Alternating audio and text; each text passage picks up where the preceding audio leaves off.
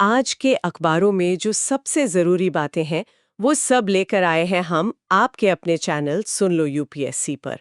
आज तारीख है 26 जनवरी 2026। अब चाहे द हिंदू हो, इंडियन एक्सप्रेस हो या सरकारी वेबसाइट्स, हमने सब छान मारा है और लाए हैं सिर्फ वो बातें जो यूपीएससी एग्जाम के लिए वाकई काम आने वाली हैं। सो सिट बैक, रिलैक्स और सुनो वो एनालिसिस जो तुम्हारे मेंस और प्रीलिम्स दोनों में फ़र्क डाल देगा। ये है तुम्हारा डेली लर्निंग डोज, आसान जुबान में फुल एक्सप्लेनेशन के साथ। चलिए आज के विश्लेषण की शुरुआत करते हैं। आज का दिन 26 जनवरी सिर्फ एक छुट्टी का दिन तो है नहीं। बिल्कुल नहीं। ये वो दिन है जब भारत की कहानी दुनिया के सामने और खुद हमारे सामने कई अलग-अलग परतों में खुलती है। और आज हमें भारत के 3 चेहरे देखने को मिले हैं। 3 चेहरे, ये तो दिलचस्प है। हाँ, पहला एक आत्मविश्वास से भरा वैश्विक भारत जो दुनिया के 2 सबसे बड़े ध्रुवों मतलब चीन और यूरोप के साथ अपने रिश्तों को एक नई दिशा दे रहा है। अच्छा, और दूसरा चेहरा देश के अंदर का है, जहां हमारे संघीय ढांचे यानी फेडरल स्ट्रक्चर की मजबूती को परखा जा रहा है। और तीसरा चेहरा है आत्मनिर्भर भारत का, जो अपनी सुरक्षा और अपनी तकनीक के दम पर भविष्य की तरफ देख रहा है। हम इन तीनों कहानियों को एक-एक करके पूरी गहराई से समझेंगे। तो शुरुआत अंतर्राष्ट्रीय संबंधों से करते हैं। आज 2 बहुत बड़ी और एक तरह से बिल्कुल विपरीत दिशाओं से खबरें आई हैं। हाँ, ये बहुत ही इंटरेस्टिंग डेवलपमेंट है। एक तरफ हमारे पड़ोसी चीन ने एक हैरान करने वाला मतलब एक दोस्ती का संदेश भेजा है। और दूसरी तरफ यूरोपियन यूनियन ने एक अभूतपूर्व तरीके से हमारे गणतंत्र दिवस समारोह में हिस्सा लिया है। ये भारत के लिए एक बड़े कूटनीतिक चौराहे पर खड़े होने जैसा है। बिल्कुल, ये भारत की विदेश नीति के लिए एक फॉर्क इन द रोड जैसा मूवमेंट है ना। हाँ, कह सकते हैं।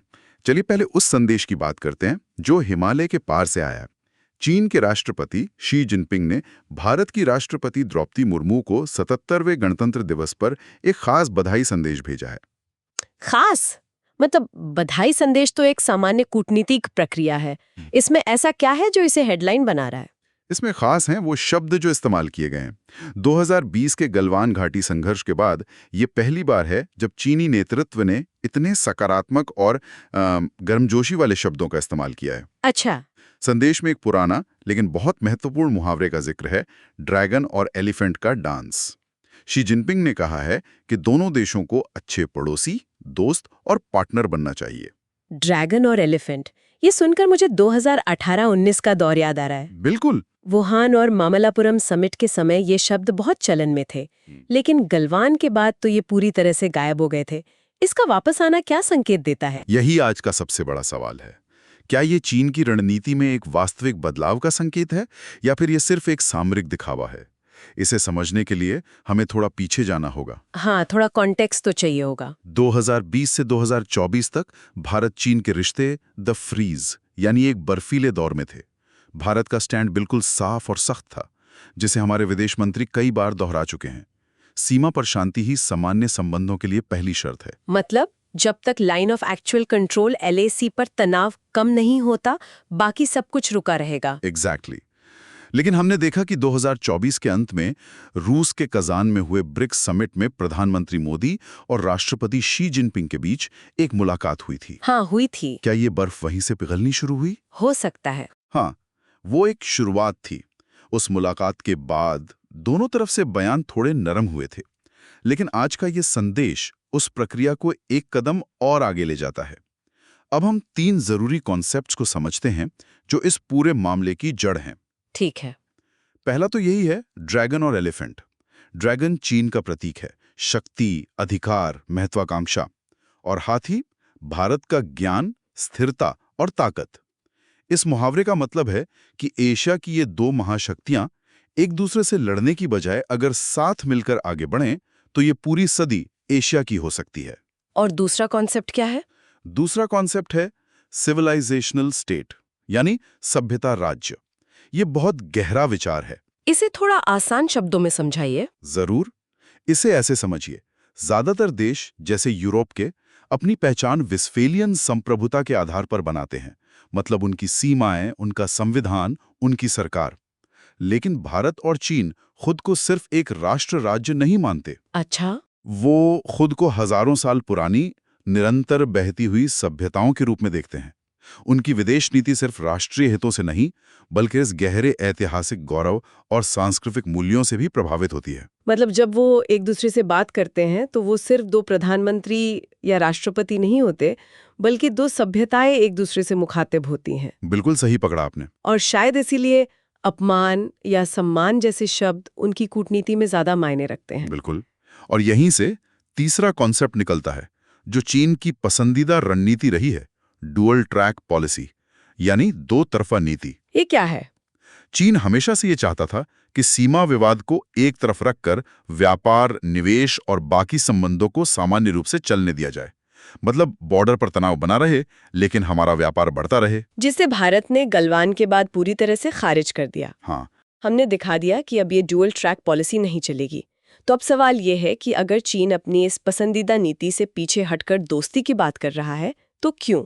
इसके पीछे उसकी क्या मजबूरी या रणनीति हो सकती है? यहाँ 3 मुख्य वजह दिखाई देती हैं। पहली और सबसे बड़ी वजह है चीन पर बढ़ता भू राजनीतिक दबाव। जैसे कि अमेरिका के साथ उसका व्यापार और टेक्नोलॉजी को लेकर एक तरह का शीत युद्ध चल रहा है। यूरोप भी अब चीन को लेकर सतर्क हो गया है। ऐसे में चीन के रणनीतिकार ये सोच रहे होंगे कि पूर्व में अमेरिका और यूरोप के साथ उलझते हुए पश्चिम में भारत के साथ भी एक सक्रिय मोर्चा खुला रखना समझदारी नहीं है। मतलब वो भारत के साथ अपनी सीमा को शांत करना चाहते हैं ताकि वो अपनी पूरी ऊर्जा अमेरिका पर केंद्रित कर सकें। बिल्कुल। ये तो समझ आता है, लेकिन कुछ एक्सपर्ट्स ये भी कह सकते हैं कि ये चीन की एक चाल हो सकती है। हाँ, ये भी संभव है। भारत को बातों में उलझाकर शांत कर दो ताकि वो अपनी सीमा पर तैयारी ढीली कर दे और फिर मौका देखकर कोई नई हरकत करो। क्या इस संभावना को नकारा जा सकता है? बिल्कुल नहीं। और इसीलिए भारत की प्रतिक्रिया बहुत सधीवी और सतर्क है। दूसरा कारण है आर्थिक जरूरत। चीन की अर्थव्यवस्था तो अब स्लो हो रही है ना? हाँ, चीन की अर्थव्यवस्था जो पिछले 30 सालों से दुनिया का ग्रोथ इंजन बनी हुई थी, अब संरचनात्मक मंदी यानी स्ट्रक्चरल स्लोडाउन का सामना कर रही है। रियल एस्टेट संकट, घटती आबादी और धीमी होती घरेलू मांग उसकी बड़ी चुनौतियां हैं। तो ऐसे में भारतीय बाजार, जो आज भी दुनिया के कुछ सबसे तेजी से बढ़ते बड़े बाजारों में से एक है, चीन के लिए बहुत आकर्षक है। एग्जैक्टली। और तीसरा कारण शायद भारत की अपनी बढ़ती ताकत है। निश्चित रूप से। तीसरा कारण है भारत की रणनीतिक स्वायत्ता, स्ट्रैटेजिक ऑटोनॉमी का सफल प्रदर्शन। भारत आज क्वाड का एक महत्वपूर्ण सदस्य है, जो चीन को रोकने के लिए बना एक गठबंधन माना जाता है। लेकिन साथ ही भारत ब्रिक्स और एससीओ जैसे मंचों पर चीन और रूस के साथ भी खड़ा है। बिल्कुल। ये दिखाता है कि भारत किसी एक गुट का हिस्सा नहीं है और अपने फैसले अपनी जरूरतों के हिसाब से लेता है। चीन को यह समझ आ रहा है कि भारत को किसी दबाव में नहीं लाया जा सकता, इसलिए बातचीत ही एकमात्र रास्ता है। तो इन सब विश्लेषण के बाद भारत के लिए आगे का रास्ता क्या होना चाहिए? What should be the way forward? Bharat की नीति होनी चाहिए ट्रस्ट बट वेरीफाई, यानी विश्वास करो लेकिन हर कदम पर पुष्टि करो। मतलब बातें अपनी जगह और तैयारी अपनी जगह। हाँ, कूटनीतिक गर्मजोशी का स्वागत है, लेकिन इसका असली परीक्षण जमीन पर होगा।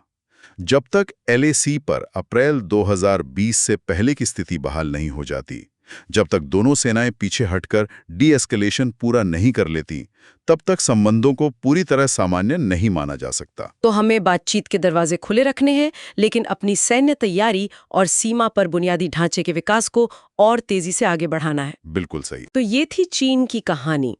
अब उस दूसरी कहानी पर आते हैं जो आज कर्तव्य पथ पर देखने को मिली।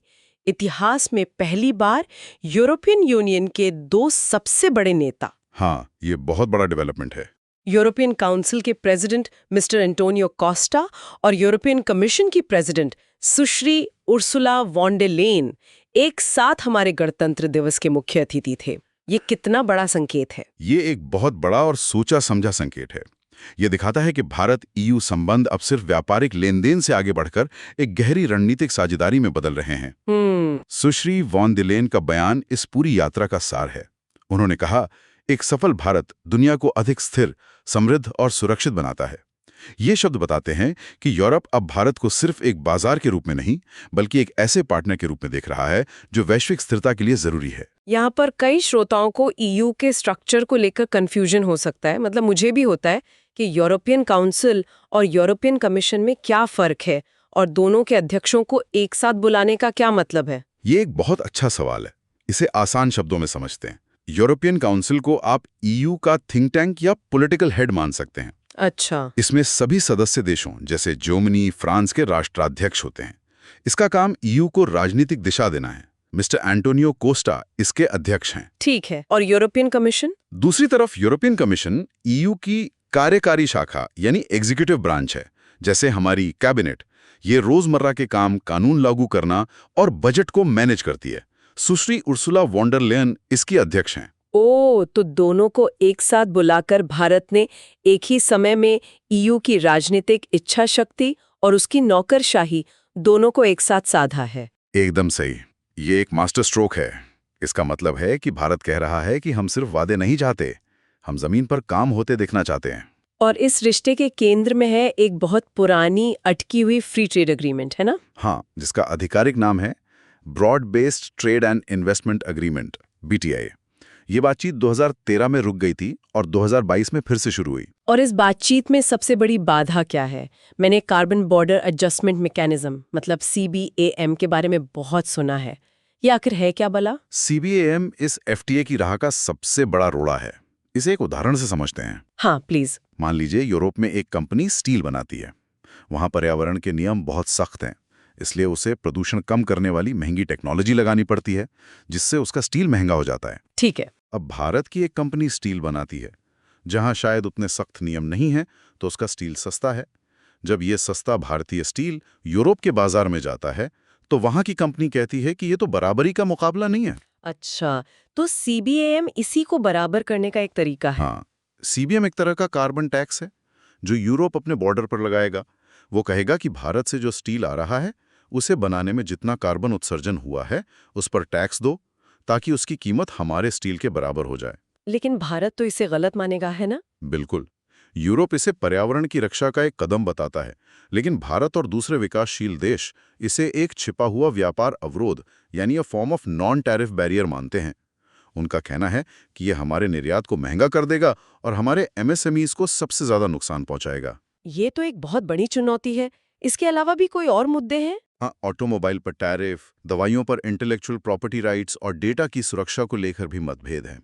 लेकिन इन सबसे ऊपर जो एक बड़ी वजह है जो दोनों को करीब ला रही है, वो है EU की 2021 की इंडो पैसिफिक स्ट्रैटेजी। अच्छा, उसमें क्या है? इस रणनीति में EU ने साफ कहा है कि वो चीन पर अपनी आर्थिक निर्भरता को कम करना चाहता है, जिसे वो डी रिस्किंग कहते हैं, और हिंद महासागर में समुद्री सुरक्षा के लिए भारत को अपना सबसे जरूरी पार्टनर मानते हैं। तो यहाँ भी चीन एक फैक्टर है। मतलब आज की दोनों बड़ी अंतर्राष्ट्रीय खबरें कहीं ना कहीं चीन से ही जुड़ी हुई हैं। बिल्कुल, आज की भू राजनीति की यही सच्चाई है।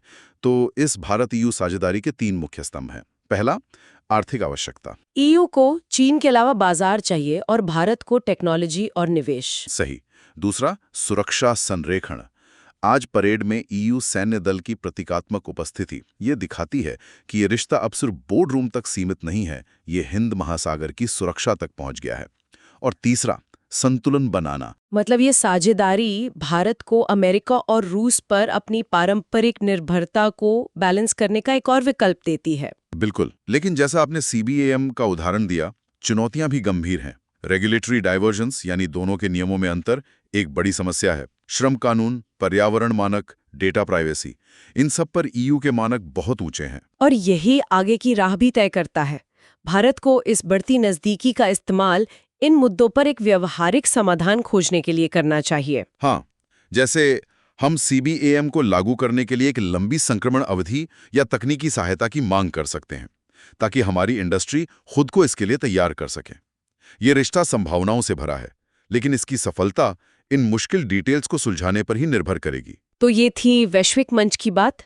लेकिन जब भारत दुनिया को अपनी एकता और ताकत दिखा रहा था, उसी समय देश के अंदर हमारे संघीय ढांचे की दरारें एक बार फिर सतह पर आ गईं। हाँ, गणतंत्र दिवस के मौके पर तमिलनाडु और केरल में राज्यपालों और मुख्यमंत्रियों के भाषणों में जो टकराव दिखा, वो एक बड़ी बहस को फिर से जिंदा कर गया। हाँ, और ये बहस है राष्ट्र प्रथम बनाम राज्य की स्वायत्ता की। ये UPSC के GS पेपर 2 के पॉलिटी सेक्शन के लिए सबसे महत्वपूर्ण विषयों में से एक है, खासकर रोल ऑफ गवर्नर और issues and challenges pertaining to the federal structure के तहत। पहले तमिलनाडु का मामला समझते हैं। वहां क्या हुआ? तमिलनाडु में गवर्नर RN रवि ने अपने गणतंत्र दिवस भाषण में केंद्र सरकार की पहलों जैसे नेशन फर्स्ट और विकसित भारत पर तो बहुत जोर दिया। लेकिन उन्होंने राज्य सरकार द्वारा तैयार किए गए भाषण के उन हिस्सों को छोड़ दिया जिनमें राज्य की अपनी योजनाओं और उपलब्धियों का जिक्र था। ये एक तरह से चुनी हुई सरकार की उपेक्षा करने जैसा था। और इस पर मुख्यमंत्री की क्या प्रतिक्रिया थी? मुख्यमंत्री M.K. स्टालिन ने तुरंत इसका जवाब दिया। उन्होंने अपने भाषण में कहा कि तमिलनाडु किसी भी तरह के आधिपत्य यानी हेजेमनी के सामने नहीं झुकेगा और राज्य के अद्वितीय द्रविडियन मॉडल पर जोर दिया। तो ये एक सीधी टक्कर थी, एक तरफ केंद्र का एक राष्ट्र का नैरेटिव और दूसरी तरफ राज्य की विशिष्ट पहचान का। बिल्कुल।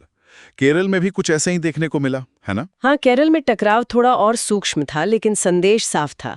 गवर्नर राजेंद्र विश्वनाथ अर्लेकर ने अपने भाषण में भारत को समावेशी गणराज्य और लोकतंत्र की जननी कहा। ये सुनने में तो अच्छा लगता है। हाँ, लेकिन इसे राज्य में चल रहे राजनीतिक विरोध और असहमति की एक अप्रत्यक्ष आलोचना के रूप में देखा गया। इसके जवाब में मुख्यमंत्री पिनाराई विजयन ने चेतावनी दी कि देश में संघवाद और धर्मनिरपेक्षता जैसे संवैधानिक मूल्य खतरे में हैं और संविधान की आत्मा की रक्षा करने का आह्वान किया। ये टकराव सिर्फ भाषणों तक सीमित नहीं है। पिछले कुछ सालों में हमने देखा है कि विपक्ष शासित राज्यों में राज्यपाल और राज्य सरकारों के बीच बिलों को मंजूरी देने यानी आर्टिकल 200, हाँ, यूनिवर्सिटी के कुलपतियों की नियुक्ति या विधानसभा सत्र बुलाने जैसे कई मुद्दों पर लगातार संघर्ष हो रहा है। सवाल यह है कि हमारे संविधान निर्माता क्या चाहते थे? राज्यपाल की भूमिका आखिर है क्या? ये इस पूरी बहस का सबसे जरूरी सवाल है। चलिए संविधान के कुछ महत्वपूर्ण अनुच्छेदों को देखते हैं। आर्टिकल 153 कहता है कि हर राज्य का एक राज्यपाल होगा। ठीक है। आर्टिकल 154 कहता है कि राज्य की कार्यकारी शक्ति एग्जीक्यूटिव पावर राज्यपाल में निहित होगी। लेकिन सबसे महत्वपूर्ण है आर्टिकल 163। उसमें क्या कहा गया है? ये साफ कहता है कि कुछ मामलों को छोड़कर जहां राज्यपाल को अपने विवेक यानी डिस्क्रिशन का उपयोग करना है, बाकी सभी कामों में राज्यपाल को मंत्री परिषद यानी काउंसिल ऑफ मिनिस्टर्स की सहायता और सलाह पर ही कार्य करना होगा। मतलब राज्यपाल एक संवैधानिक प्रमुख है, वास्तविक प्रमुख नहीं। असली शक्ति तो चुनी हुई सरकार के पास है। बिल्कुल। और सुप्रीम कोर्ट ने भी अपने कई ऐतिहासिक फैसलों में इसी बात को स्थापित किया है। 2 केस यहाँ याद रखने बहुत जरूरी हैं। कौन कौन से? पहला शमशेर सिंह बनाम पंजाब राज्य 1976 और दूसरा नबाम रेबिया बनाम डिप्टी स्पीकर 2016। इन दोनों ही मामलों में सुप्रीम कोर्ट ने कहा है कि राज्यपाल के पास कोई स्वतंत्र कार्यकारी शक्ति नहीं है और उन्हें चुनी हुई सरकार की सलाह पर ही काम करना चाहिए। वो केंद्र के एजेंट नहीं बल्कि संविधान के संरक्षक हैं। तो अगर संवैधानिक स्थिति और सुप्रीम कोर्ट का फैसला इतना साफ है तो ये टकराव हो क्यों रहा है?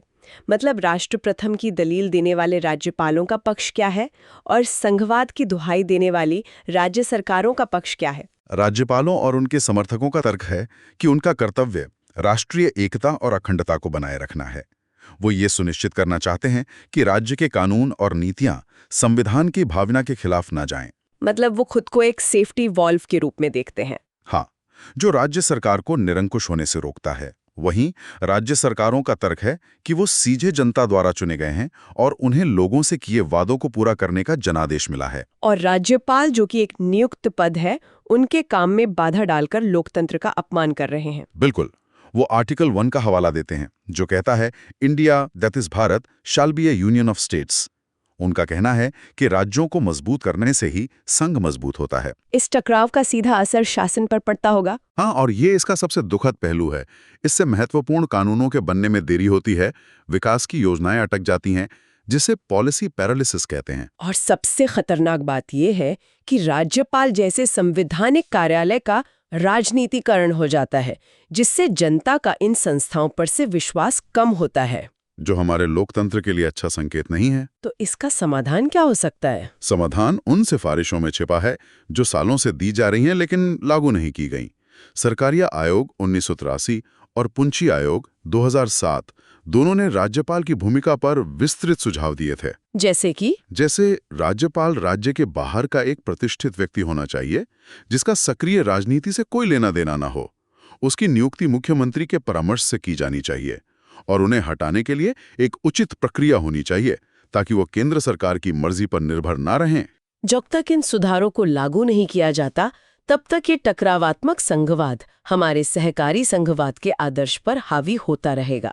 बिल्कुल। पॉलिटी से ही जुड़ा एक और मुद्दा आज जमीनी स्तर पर देखने को मिला। तमिलनाडु सरकार के आदेश पर आज राज्य की सभी 12,525 ग्राम पंचायतों में विशेष ग्राम सभा की बैठकें हुईं। हाँ, और इसमें वेल्लोर जिले के कुप्पथा-मोट्टूर गांव की घटना बहुत ध्यान खींचती है।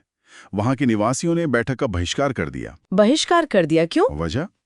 वो अपने गांव के लिए एक स्थायी पंचायत कार्यालय भवन की मांग कर रहे थे, जो पूरी नहीं हुई थी। हाँ, ये एक छोटी सी घटना लग सकती है, लेकिन ये लोकतंत्र की जड़ों की ताकत को दिखाती है। हाँ, ये बताती है कि ग्राम सभा सिर्फ एक सरकारी खानापूर्ति नहीं है, बल्कि ये असहमति जताने, सवाल पूछने और स्थानीय प्रशासन को जवाबदेह ठहराने का एक शक्तिशाली मंच है। बिल्कुल, इसका संवैधानिक आधार है आर्टिकल 243A। 243A 73वें संविधान संशोधन द्वारा जोड़ा गया ये आर्टिकल कहता है कि ग्राम सभा, जिसमें गांव के सभी पंजीकृत मतदाता शामिल होते हैं, उन शक्तियों का प्रयोग करेगी और वो कार्य करेगी जो राज्य का विधानमंडल उसे कानून बनाकर सौंपे। ये सीधे तौर पर ग्रासरूट्स डेमोक्रेसी को सशक्त करता है। सही कहा। तमिलनाडु में साल में 6 बार ग्राम सभा की बैठक होने वाली है। ये तारीखें भी याद रखनी जरूरी हैं। कौन कौन सी हैं ये तारीखें? ये 6 तारीखें हैं। 26 जनवरी गणतंत्र दिवस, 1 मई मजदूर दिवस, 15 अगस्त स्वतंत्रता दिवस, 2 अक्टूबर गांधी जयंती, 22 मार्च विश्व जल दिवस और 1 नवंबर स्थानीय शासन दिवस। ये तारीखें राष्ट्रीय और स्थानीय महत्व के दिनों को जोड़ती हैं ताकि लोगों की भागीदारी बढ़ सके। बिल्कुल। ग्राम सभा से जुड़े 2 और कॉन्सेप्ट्स हैं, सोशल ऑडिट, सामाजिक अंकेक्षण और कोरम, गणपूर्ति। इन्हें भी थोड़ा विस्तार से समझा दीजिए। जरूर। सोशल ऑडिट एक बहुत ही शक्तिशाली टूल है। इसका मतलब है कि ग्राम सभा खुद सरकार द्वारा चलाई जा रही योजनाओं जैसे MGNRGA के रिकॉर्ड्स और जमीन पर हुए काम का मिलान करती है। मतलब वो पूछती है कि कागज पर जो पुल बना है वो असल में कहाँ है। हाँ, इससे भ्रष्टाचार पर सीधी रोक लगती है। और कोरम का मतलब है किसी बैठक को वैध मानने के लिए जरूरी सदस्यों की न्यूनतम संख्या। आमतौर पर यह कुल मतदाताओं का 10% होता है। अगर कोरम पूरा नहीं होता तो बैठक में लिए गए फैसले मान्य नहीं होते। सही। तो वेल्लोर का बहिष्कार ये दिखाता है कि लोग अपने अधिकारों के प्रति जागरूक हो रहे हैं। लेकिन क्या ग्राम सभाएं वाकई उतनी प्रभावी हैं जितना संविधान निर्माताओं ने सोचा था? यहाँ जमीनी हकीकत थोड़ी मिलीजुली है। वेल्लोर जैसे उदाहरण उम्मीद जगाते हैं, लेकिन कई चुनौतियां भी हैं, जैसे प्रॉक्सी मीटिंग्स की समस्या, जहां सरपंच या सचिव घर घर जाकर रजिस्टर पर हस्ताक्षर करवा लेते हैं और बैठक कागजों पर हो जाती है। हाँ, या फिर पति पंचायत की कुप्रथा, जहां चुनी हुई महिला प्रतिनिधियों की जगह उनके पति या पुरुष रिश्तेदार फैसले लेते हैं। एक और बड़ी समस्या यह है कि ग्राम सभा द्वारा पास किए गए प्रस्तावों को अक्सर ब्लॉक या जिला स्तर के अधिकारी गंभीरता से नहीं लेते, क्योंकि वो बाध्यकारी नहीं होते। बिल्कुल। तो ग्राम स्वराज के सपने को साकार करने के लिए क्या किया जाना चाहिए? इसके लिए ग्राम सभा के प्रस्तावों को कानूनी रूप से ज्यादा ताकत देनी होगी। कम से कम स्थानीय स्तर के कुछ मामलों में उन्हें बाध्यकारी बनाना होगा। टेक्नोलॉजी का इस्तेमाल भी मदद कर सकता है, जैसे ई ग्राम स्वराज पोर्टल। हाँ, ई ग्राम स्वराज पोर्टल के जरिए कार्रवाई को डिजिटल करना और बैठकों की वीडियो रिकॉर्डिंग करना प्रॉक्सी बैठकों को रोक सकता है। असली सशक्तिकरण तभी होगा जब गांव के लोग ये महसूस करेंगे कि उनकी आवाज सुनी जा रही है और उनके फैसलों का सम्मान हो रहा है। अब देश के एक और कोने, असम की ओर रुख करते हैं। वहां गणतंत्र दिवस के मौके पर चाय बागान श्रमिकों के लिए एक बड़ी कल्याणकारी योजना शुरू की गई है। हाँ, इस योजना का नाम है मुख्यमंत्री एतिकोली दुतिपात। ये सोशल जस्टिस और इकोनॉमी दोनों दृष्टिकोणों से एक महत्वपूर्ण केस स्टडी है।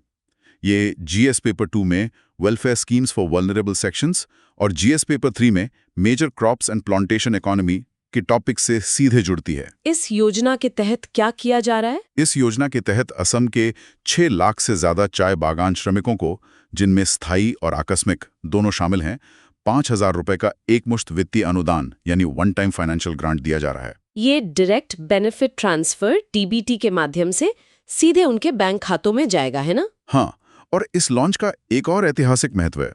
ये असम चाय उद्योग के 200 साल पूरे होने के जश्न के मौके पर किया गया है। ये टी ट्राइब्स या चाय जनजाति कौन है?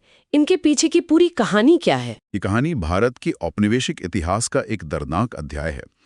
19वीं शताब्दी में जब अंग्रेजों ने असम में चाय के बागान लगाए तो उन्हें सस्ते मजदूरों की जरूरत थी। उन्होंने मध्य भारत के छोटा नागपुर पठार क्षेत्र, आज का झारखंड, छत्तीसगढ़, उड़ीसा के आदिवासी समुदायों को धोखे से जबरदस्ती या झूठे वादे करके असम लाया। उन्हें इंडेंचर्ड लेबर, बंधुआ मजदूर के रूप में लाया गया था, जिनकी हालत गुलामों से कुछ ही बेहतर थी। तो आज उनकी कई पीढ़ियां असम में बस चुकी हैं, लेकिन वो आज भी समाज के सबसे हाशिए पर रहने वाले समूहों में से एक हैं। बिल्कुल। उनकी मुख्य सामाजिक आर्थिक चुनौतियां क्या हैं? उनकी चुनौतियां कई परतों में हैं। सबसे पहली है कम मजदूरी। चाय बागानों में न्यूनतम मजदूरी को लेकर हमेशा विवाद रहता है। दूसरा, खराब स्वास्थ्य संकेतक।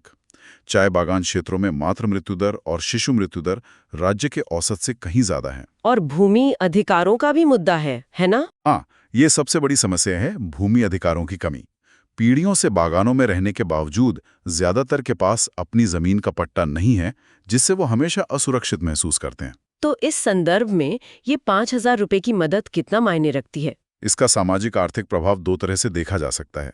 सकारात्मक पक्ष ये है कि ये अनुदान उस समुदाय को तत्काल तरलता यानी इमीडिएट लिक्विडिटी प्रदान करता है, जो अक्सर नकदी की कमी से जूझता है। मतलब ये उनके लिए एक आर्थिक शॉक एब्जॉर्बर का काम कर सकता है। हाँ, और ये राज्य की अर्थव्यवस्था में उनके योगदान को भी एक तरह की मान्यता देता है। आखिर असम भारत की लगभग 50% चाय का उत्पादन करता है, लेकिन इसका दूसरा पहलू भी है जो इसकी सीमाओं को दिखाता है। वो क्या है? एक मुश्त अनुदान एक पैलिएटिव है, इलाज नहीं।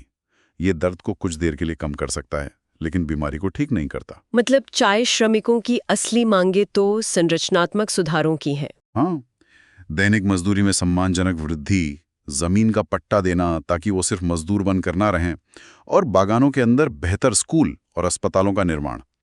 जब तक इन मुद्दों को हल नहीं किया जाता, तब तक ऐसी योजनाएं सिर्फ एक अस्थायी राहत ही दे पाएंगी। मतलब ये कि कल्याणकारी योजनाओं को सिर्फ नकद हस्तांतरण से आगे बढ़कर, जैसा कि नोबेल पुरस्कार विजेता अमर्त्य सेन कहते हैं, क्षमता निर्माण यानी कैपेबिलिटी बिल्डिंग पर ध्यान केंद्रित करना चाहिए। बिल्कुल सही। असली कल्याण वो है जो लोगों को इतना सक्षम बना दे कि उन्हें भविष्य में किसी सहायता की जरूरत ही ना पड़े।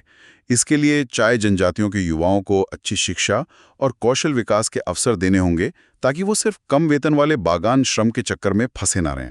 चलिए अब आज के दो महत्वपूर्ण संपादकीय विश्लेषण पर आते हैं। पहला द हिंदू से है, जो आर्कटिक की बदलती भू राजनीति और उसमें छिपी एक नई तरह की औपनिवेशिक सोच पर बात करता है। और दूसरा द इंडियन एक्सप्रेस से है, जो भारत की ओलंपिक मेजबानी के महत्वाकांक्षाओं और हमारे शहरों की जहरीली हवा के बीच के विरोधाभास को उजागर करता है। ये दोनों ही संपादकीय ऐसे विषय उठाते हैं जो मेंस परीक्षा में सीधे निबंध या जीएस के प्रश्नों में तर्क बनाने के काम आ सकते हैं। बिल्कुल। चलिए द हिंदू के संपादकीय से शुरू करते हैं। इस संपादकीय का मुख्य तर्क क्या है? संपादकीय आज की ट्रांजैक्शनल जियोपॉलिटिक्स यानी लेन देन वाली भू राजनीति की कड़ी आलोचना करता है। इसका ताजा उदाहरण है अमेरिकी राष्ट्रपति डोनाल्ड ट्रंप द्वारा डेनमार्क से ग्रीनलैंड को खरीदने की इच्छा को फिर से जताना। ग्रीनलैंड को खरीदना? हाँ, और संपादकीय इसे एक नव उपनिवेशवादी यानी न्यू कॉलोनियल मानसिकता कहता है। ये ऐसी सोच है जो संप्रभु क्षेत्रों और वहां रहने वाले स्वदेशी लोगों को एक राजनीतिक इकाई के बजाय खरीदने बेचने वाली रियल एस्टेट संपत्ति के रूप में देखती है। ग्रीनलैंड दुनिया के नक्शे पर एक विशाल बर्फीला द्वीप, ये अचानक इतना महत्वपूर्ण क्यों हो गया है? इसके 3 मुख्य रणनीतिक कारण हैं। पहला, भूस्थानिक स्थिति, geo strategic location. Greenland GIUK gap का हिस्सा है। अच्छा। ये ग्रीनलैंड, आइसलैंड और यूनाइटेड किंगडम के बीच का समुद्री मार्ग है। अच्छा। नाटो के लिए ये रास्ता रूसी नौसेना की अटलांटिक महासागर में गतिविधियों पर नजर रखने के लिए बहुत महत्वपूर्ण है। दूसरा और शायद सबसे बड़ा कारण है प्राकृतिक संसाधन। किस तरह के संसाधन? ग्रीनलैंड के बर्फ के नीचे दुनिया के सबसे बड़े अविकसित रेयर अर्थ एलिमेंट्स हैं, REEs के भंडार दबे हुए हैं। ये वो 17 तत्व हैं जो आज की टेक्नोलॉजी की रीढ़ हैं। हमारे स्मार्टफोन्स, इलेक्ट्रिक गाड़ियों की बैटरीज और रक्षा प्रणालियों तक में इनका इस्तेमाल होता है। और अभी तो इन पर चीन का कंट्रोल है ना? हाँ, अभी दुनिया के 90% REEs पर चीन का नियंत्रण है। अमेरिका इस निर्भरता को तोड़ना चाहता है। और तीसरा कारण जरूर जलवायु परिवर्तन से जुड़ा होगा। बिल्कुल।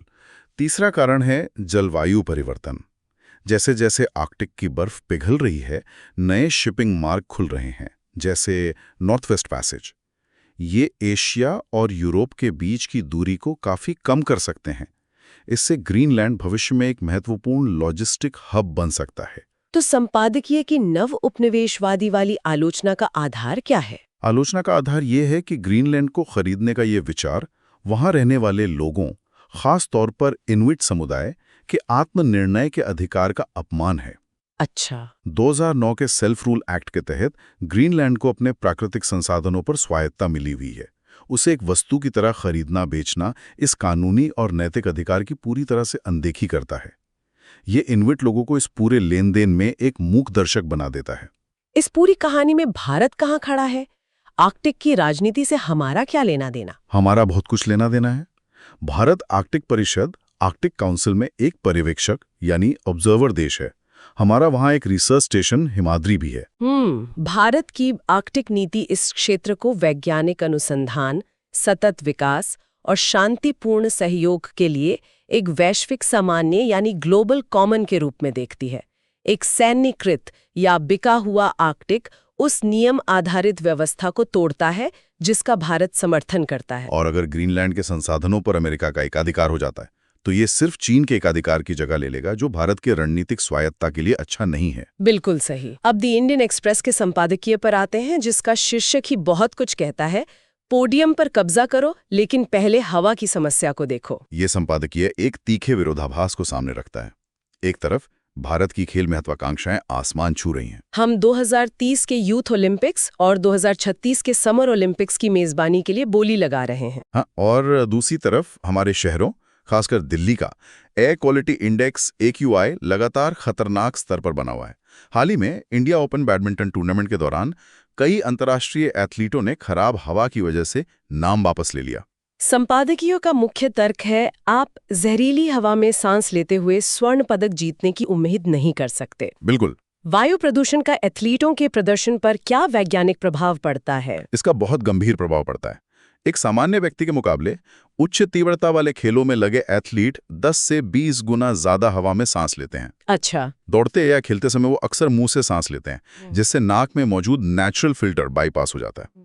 इसका नतीजा ये होता है कि हवा में मौजूद खतरनाक PM 2.5 कण बिना किसी रोक टोक के सीधे उनके फेफड़ों की गहराई में और फिर रक्त प्रवाह में पहुंच जाते हैं, जिससे उनकी क्षमता कम होती है, रिकवरी धीमी हो जाती है और लंबे समय में गंभीर स्वास्थ्य समस्याएं हो सकती हैं। हाँ, ये तो एक तरह का नीतिगत विरोधाभास यानी पॉलिसी पैराडॉक्स है।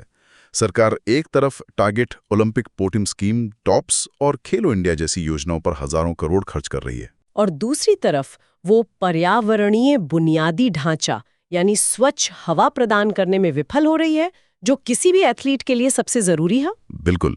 और ये सिर्फ हमारे एथलीटों के स्वास्थ्य का सवाल नहीं है, ये भारत की वैश्विक प्रतिष्ठा यानी रेपुटेशनल रिस्क का भी सवाल है। कैसे? अंतर्राष्ट्रीय ओलंपिक समिति IOC और दूसरी खेल महासंघ अब मेजबान शहर चुनते समय स्थिरता, सस्टेनेबिलिटी और स्वास्थ्य मानकों को बहुत गंभीरता से ले रहे हैं। अगर हमारे शहर एयरपोकैलिप्स के लिए बदनाम रहेंगे तो हमें बड़े आयोजनों की मेजबानी से अयोग्य घोषित किया जा सकता है। तो इस समस्या का समाधान क्या है? जैसा कि संपादकीय सुझाता है, संपादकीय दो तरफा समाधान की बात करता है। अल्पकालिक समाधान यह है कि हम अपने खेल कैलेंडर को मौसम के हिसाब से बदलें। उत्तर भारत में सर्दियों के महीनों अक्टूबर से जनवरी के दौरान जब प्रदूषण चरम पर होता है, बड़े आउटडोर अंतर्राष्ट्रीय आयोजन करने से बचें। और दीर्घकालिक समाधान तो वही है जिस पर सालों से बात हो रही है। हाँ, प्रदूषण के मूल कारणों जैसे वाहनों का धुआं, पराली जलाना, निर्माण की धूल और औद्योगिक उत्सर्जन से लगातार और सख्ती से निपटना। स्वच्छ हवा को आर्टिकल 21 के तहत जीवन के अधिकार का एक अभिन्न अंग माना जाना चाहिए, सिर्फ एथलीटों के लिए नहीं बल्कि हर नागरिक के लिए।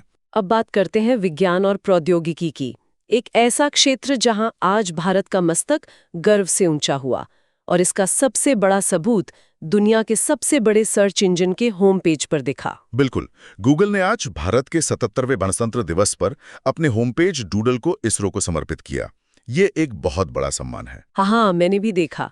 उसमें चंद्रयान 3, आदित्य L1 और गगनयान सब कुछ था। हाँ, इस डूडल में हमारी हाल की सबसे बड़ी उपलब्धियों को दर्शाया गया। चंद्रयान 3 की चंद्रमा के दक्षिणी ध्रुव पर ऐतिहासिक लैंडिंग, सूर्य का अध्ययन करने वाली हमारी पहली वेधशाला आदित्य L1 और हमारा सबसे महत्वाकांक्षी मिशन गगनयान, जो भारत के पहले मानव को अंतरिक्ष में ले जाएगा। ये डूडल सिर्फ ISRO की वैज्ञानिक उपलब्धि का सम्मान नहीं है, ये भारत की बढ़ती सॉफ्ट पावर को भी मान्यता देता है। एग्जाम। और इसी से जुड़ी एक और बहुत महत्वपूर्ण खबर है। ग्रुप कैप्टन शुभांशु शुक्ला, जो एक्सियम 4 मिशन के लिए नामित अंतरिक्ष यात्री हैं, उन्हें आज अशोक चक्र से सम्मानित किया गया। अशोक चक्र? हाँ। ये तो भारत का सर्वोच्च शांतिकालीन वीरता पुरस्कार है। हाँ। ये बहुत ही असाधारण है। आमतौर पर अशोक चक्र सैनिकों को युद्ध क्षेत्र से बाहर अदम्य साहस दिखाने के लिए दिया जाता है। एक अंतरिक्ष यात्री को ये सम्मान देना क्या संकेत देता है? ये एक पैराडाइम शिफ्ट है। ये संकेत देता है कि भारत अब अंतरिक्ष अन्वेषण को सिर्फ एक वैज्ञानिक गतिविधि के रूप में नहीं देखता, बल्कि इसे राष्ट्रीय वीरता, साहस और गौरव के एक नए क्षेत्र के रूप में देख रहा है। मतलब ये कि अंतरिक्ष अन्वेषण को युद्ध क्षेत्र की बहादुरी के बराबर का दर्जा देता है। बिल्कुल। ये बताता है कि अंतरिक्ष अब एक नया स्ट्रेटेजिक डोमेन है। इसका विश्लेषण अगर मेंस की नजरिए से करें तो क्या पॉइंट्स निकल कर आते हैं? 3 मुख्य पॉइंट्स हैं। पहला, भारत की वैश्विक छवि में बदलाव। गूगल डूडल जैसे सम्मान भारत की ब्रांडिंग को सांस्कृतिक विरासत जैसे ताजमहल, योग से आगे ले जाकर एक तकनीकी महाशक्ति यानी टेक्नोलॉजिकल पावर हाउस के रूप में स्थापित करते हैं। ठीक है। दूसरा, रणनीतिक निहितार्थ, स्ट्रेटेजिक इम्प्लीकेशंस। अंतरिक्ष यात्रियों को सैन्य वीरता पुरस्कार देना ये दर्शाता है कि भारत अपने अंतरिक्ष कार्यक्रम को राष्ट्रीय सुरक्षा और प्रतिष्ठा का अभिन्न अंग मानता है। और तीसरा, अंतरिक्ष कूटनीति, स्पेस डिप्लोमेसी। इसरो की सफलता, खासकर कम लागत में मिशन पूरा करने की क्षमता, हमें ग्लोबल साउथ के देशों का स्वाभाविक लीडर बनाती है। बिल्कुल। हम उन्हें कम लागत पर सैटेलाइट लॉन्च करने की सेवाएं दे रहे हैं, जैसे दक्षिण एशिया सैटेलाइट और आदित्य L1 जैसे मिशनों से मिला डेटा पूरी दुनिया के वैज्ञानिकों के साथ साझा कर रहे हैं। ये सब भारत के वैश्विक प्रभाव को बढ़ाता है। और अब आते हैं गणतंत्र दिवस के मुख्य आकर्षण परेड पर। इस साल की परेड में भारत की सैन्य शक्ति और आत्मनिर्भर भारत की एक नई और भविष्य की झलक देखने को मिली। हाँ, इस साल की परेड सिर्फ हथियारों का प्रदर्शन नहीं थी, ये भारत की बदलती सैन्य रणनीति, मिलिट्री डॉक्ट्रिन और भविष्य की चुनौतियों के लिए उसकी तैयारी का एक सार्वजनिक ऐलान था। GS पेपर 3 सिक्योरिटी के लिए डेवलपमेंट्स बहुत महत्वपूर्ण है। कई नए स्वदेशी हथियार और सैन्य टुकड़ियों ने पहली बार कर्तव्य पथ पर मार्च किया। हाँ। सबसे ज्यादा चर्चा भैरव बटालियन की हो रही है। ये क्या है? भैरव बटालियन भारतीय सेना की एक नई लाइट कमांडो यूनिट है। लाइट का मतलब है कि ये बहुत तेजी से कहीं भी तैनात की जा सकती हैं। इसे खास तौर पर उच्च ऊंचाई, हाई एल्टीट्यूड वाले युद्ध जैसे लद्दाख और रेगिस्तानी अभियानों के लिए डिजाइन किया गया है ना? हाँ, ये पारंपरिक पैदल सेना, इन्फेंट्री और हमारी स्पेशल फोर्सेस के बीच की खाई को भरती है। इसकी सबसे बड़ी खासियत है इसकी फाइट टू नाइट क्षमता, मतलब इसे कुछ ही घंटों के नोटिस पर ऑपरेशन के लिए तैयार किया जा सकता है। दूसरा बड़ा नाम जो सामने आया वो है सूर्यास्त्र। सूर्यास्त्र DRDO द्वारा विकसित एक स्वदेशी universal rocket launcher system URLS है। यूनिवर्सल का मतलब है कि ये एक ही लॉन्चर से अलग-अलग कैलिबर और रेंज के कई तरह के रॉकेट दाग सकता है। और इसकी मारक क्षमता 300 किलोमीटर तक है। हाँ, ये भारत को डीप स्ट्राइक कैपेबिलिटी देता है, यानी हम दुश्मन के इलाके में बहुत अंदर तक उसके कमांड सेंटर या सप्लाई डिपो पर सटीक हमला कर सकते हैं, वो भी अपनी सीमा के अंदर से। सेनाओं की संयुक्त झांकी का विषय था ऑपरेशन सिंदूर विजय थ्रू जॉइंटनेस। ये 2025 के एक काल्पनिक सैन्य अभियान को दर्शाता था। इसका महत्व इसके नाम में छिपा है, जॉइंटनेस। बिल्कुल। ये थल सेना, नौसेना और वायुसेना के बीच के बढ़ते एकीकरण, इंटीग्रेशन और संयुक्ता, जॉइंटनेस का प्रतीक है। भविष्य के युद्ध किसी एक सेना द्वारा नहीं, बल्कि तीनों सेनाओं के समन्वित प्रयासों से ही जीते जाएंगे, और ये झांकी उसी तैयारी को दर्शाती है। और एक पारंपरिक यूनिट 61 कैवलरी ने भी इस बार कुछ अलग किया। बिल्कुल। 61 कैवलरी दुनिया की एकमात्र सक्रिय घुड़सवार रेजिमेंट है। आमतौर पर परेड में हम उन्हें उनकी शानदार पारंपरिक औपचारिक पोशाक में देखते हैं, लेकिन इस साल वो बैटल गियर में थे। हाँ, 2026 की परेड में पहली बार ये रेजिमेंट युद्ध के साजो सामान के साथ दिखाई दी। ये एक बहुत बड़ा प्रतीकात्मक बदलाव है। ये संकेत है कि सेना अपनी पारंपरिक इकाइयों को भी अब सिर्फ औपचारिक भूमिकाओं तक सीमित नहीं रखना चाहती, बल्कि उनकी परिचालन तत्परता, ऑपरेशनल रेडीनेस पर भी ध्यान दे रही है। चलिए, इतनी विस्तृत चर्चा के बाद अब जल्दी से आज के कुछ सबसे महत्वपूर्ण प्रीलिम्स फैक्ट्स को रिवाइज कर लेते हैं। ये वो छोटे छोटे तथ्य हैं जो परीक्षा में सीधे 1 या 2 नंबर का फर्क डाल सकते हैं। जरूर। ये एक क्विक रिवीजन राउंड है। 1. भैरव बटालियन। भारतीय सेना की नई तेजी से तैनात होने वाली लाइट कमांडो यूनिट, जिसे उच्च ऊंचाई और रेगिस्तानी युद्ध के लिए बनाया गया है। 2.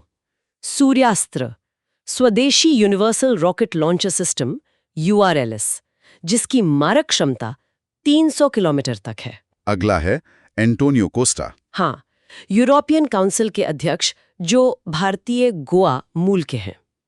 ये फैक्ट उनके प्रोफाइल को और भी खास बना देता है। आर्टिकल 243A, वो संवैधानिक अनुच्छेद जो ग्राम सभा को शक्तियां प्रदान करता है। ऑपरेशन सिंदूर 2025 के एक काल्पनिक सैन्य अभियान पर आधारित झांकी जो तीनों सेनाओं के बीच जॉइंटनेस यानी संयुक्तता का प्रतीक है। सिमरन बाला CRPF की असिस्टेंट कमांडेंट, जिन्होंने गणतंत्र दिवस परेड में पहली बार एक पुरुष दल का नेतृत्व किया। ये नारी शक्ति का एक बेहतरीन और प्रेरक उदाहरण है। भारत पर्व पर्यटन मंत्रालय द्वारा लाल किले पर देखो अपना देश पहल को बढ़ावा देने के लिए आयोजित एक सांस्कृतिक उत्सव। और आखिर में अशोक चक्र। इस वर्ष अंतरिक्ष यात्री ग्रुप कैप्टन शुभांशु शुक्ला को प्रदान किया गया, जो अंतरिक्ष अन्वेषण को राष्ट्रीय वीरता के रूप में मान्यता देता है। अब आते हैं हमारे सबसे महत्वपूर्ण सेगमेंट पर, मेंस आंसर राइटिंग प्रैक्टिस। आज की चर्चा के आधार पर हम 2 प्रश्न लेंगे और उनके उत्तर की एक विस्तृत रूपरेखा तैयार करेंगे। ये अभ्यास आपको जानकारी को एक संरक्षित उत्तर में बदलने में मदद करेगा। बिल्कुल। पहला प्रश्न GS पेपर 2 इंटरनेशनल रिलेशंस से लेते हैं। प्रश्न 250 शब्दों का है। प्रश्न है, गणतंत्र दिवस 2026 पर यूरोपीय परिषद और यूरोपीय आयोग के अध्यक्षों की एक साथ मुख्य अतिथि के रूप में उपस्थिति भारत यूरोपीय संघ संबंधों में एक आदर्श बदलाव, पैराडाइम शिफ्ट का संकेत देती है। बदलते वैश्विक भू राजनीति और आर्थिक आवश्यकताओं के संदर्भ में इस कथन का विश्लेषण करें। ठीक है, तो इस उत्तर को कैसे फ्रेम करेंगे? शुरुआत कैसे करें? परिचय में हम सीधे मुद्दे पर आ सकते हैं, है ना?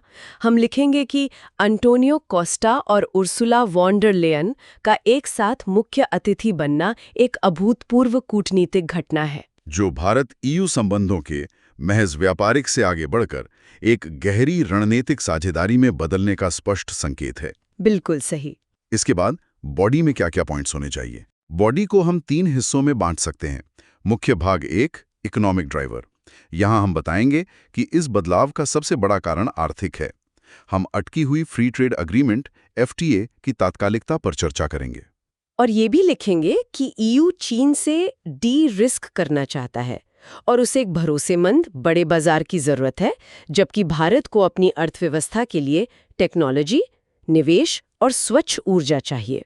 हाँ, और हम यहाँ trade and technology council TTC का भी जिक्र कर सकते हैं, जो इस सहयोग को संस्थागत रूप दे रहा है। ठीक है। मुख्य भाग 2, स्ट्रेटेजिक ड्राइवर। दूसरा बड़ा कारण रणनीतिक है। यहाँ हम इंडो पैसिफिक क्षेत्र पर दोनों के बढ़ते अभिसरण, कन्वर्जेंस का विश्लेषण करेंगे।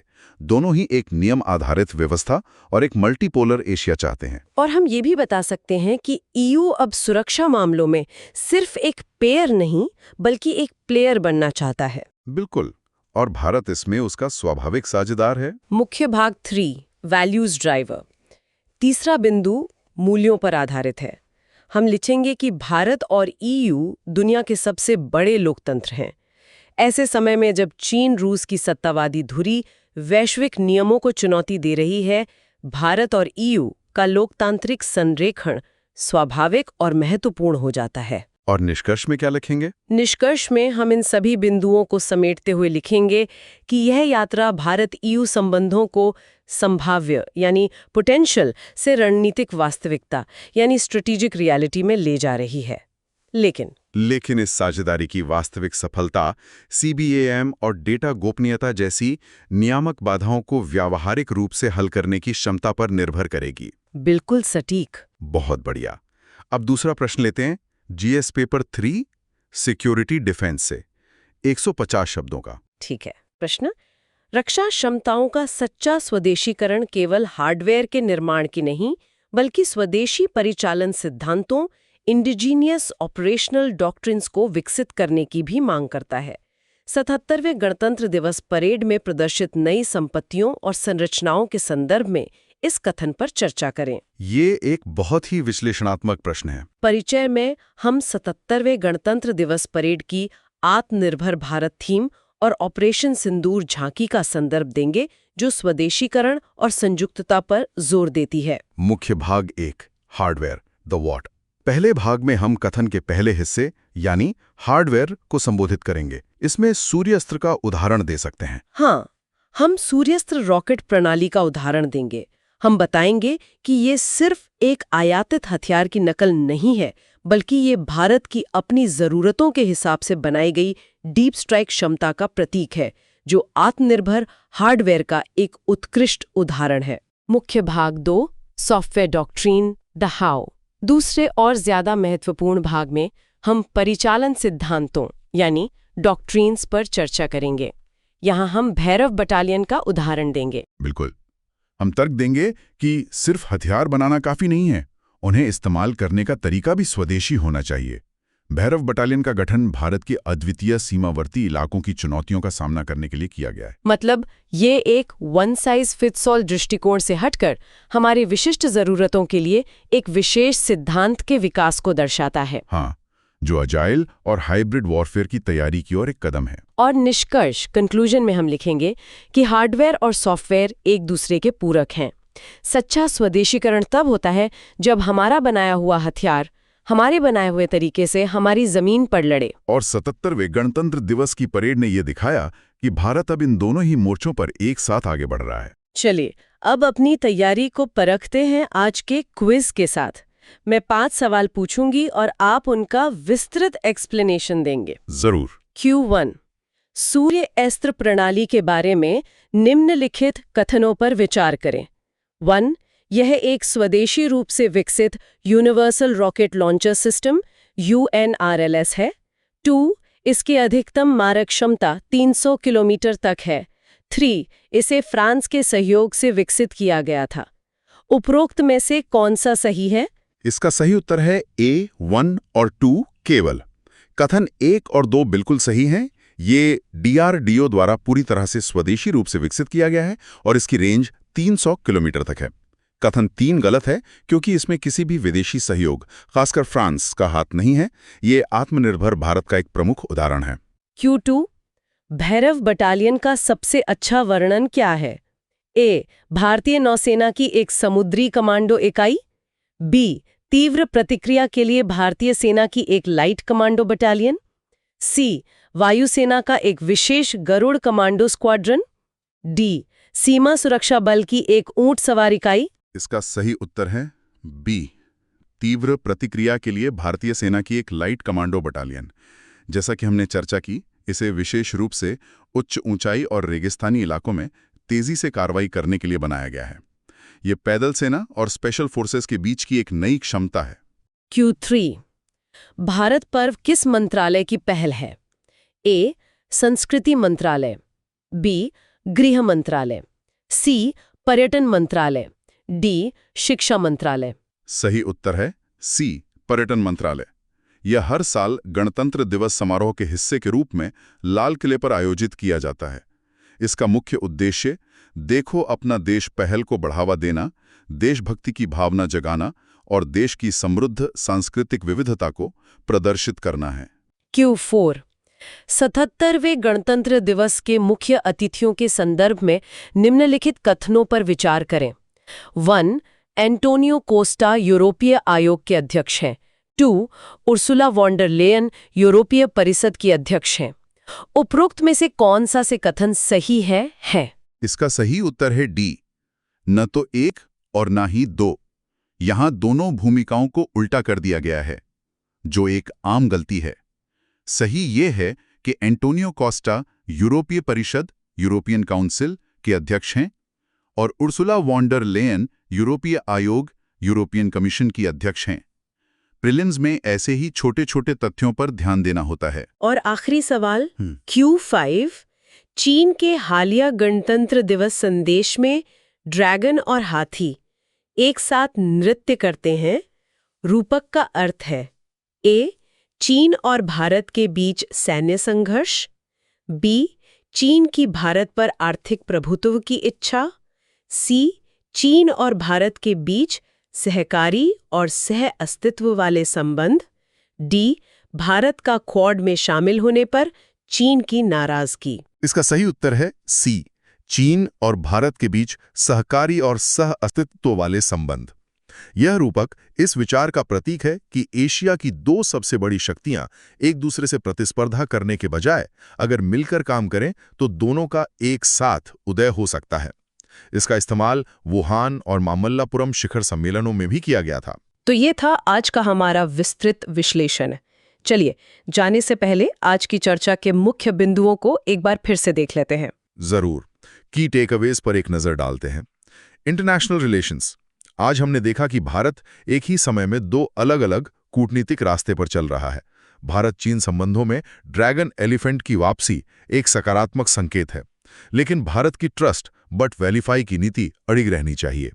वहीं ईयू नेताओं की ऐतिहासिक यात्रा भारत ईयू संबंधों को सिर्फ आर्थिक साझेदारी से एक गहरी रणनीतिक साझेदारी की ओर ले जा रही है, जिसमें CBAM सबसे बड़ी चुनौती है। पॉलिटी एंड फेडरलिज्म में राज्यपालों और मुख्यमंत्रियों के बीच बढ़ता टकराव सहकारी संघवाद के लिए एक गंभीर चुनौती पेश करता है। हाँ, और इसका समाधान सरकारिया और पुंछी आयोग की सिफारिशों को लागू करने में है। दूसरी तरफ आर्टिकल 243A के तहत ग्राम सभा, जैसा कि वेल्लोर के उदाहरण ने दिखाया, जमीनी स्तर पर लोकतंत्र और जवाबदेही का एक शक्तिशाली उपकरण है, बशर्ते उसे सही मायने में सशक्त किया जाए। सिक्योरिटी एंड डिफेंस में भैरव बटालियन और सूर्यतस्त्र जैसे नए उपकरण सिर्फ मेड इन इंडिया हथियार नहीं हैं, बल्कि ये भारत के रक्षा स्वदेशीकरण और बदलती सैन्य रणनीति का प्रतीक है, जो भविष्य के तेज, छोटे और इंटीग्रेटेड युद्धों की तैयारी है। और सोशल जस्टिस में असम की एती कोली दुती पात योजना कमजोर वर्गों के लिए लक्षित कल्याण का एक उदाहरण है,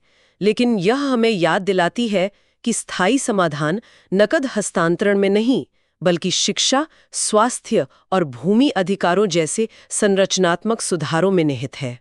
आज की मेहनत कल की कहानी बदल देगी। अगर ये सेशन अच्छा लगा तो लाइक, शेयर और कमेंट जरूर करो और सब्सक्राइब करो सुन लो यूपीएससी को।